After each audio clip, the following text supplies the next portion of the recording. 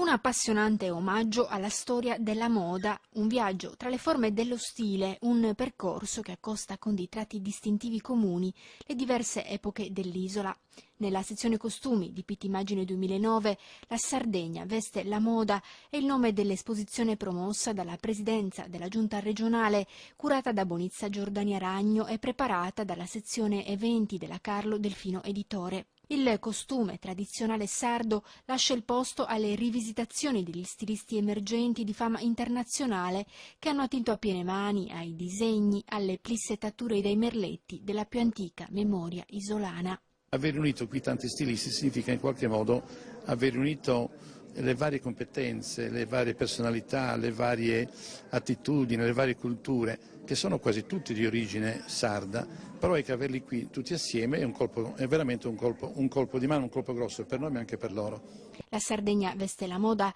è un titolo quasi provocatorio, utile per definire con le parole le creazioni di alta moda. Le 8 stanze in mostra sono un percorso che dalle incisioni del 1900 di Guido Colucci arriva ad Angelo Figus, Antonio Marras e Silvio Betterelli, passando per le creazioni di Christian Dior, Emilio Schubert, delle sorelle Callot, di Ber e di Christian Lacroix. Dove c'è cultura, in effetti, e dove ci sono libri, ma dove c'è cultura ci possono essere anche eventi,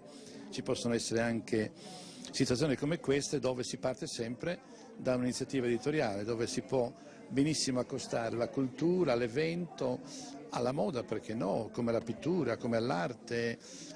Credo che non ci siano spazi, dei limiti, ecco, per poter esprimere questa, non dico personalità, proprio questo senso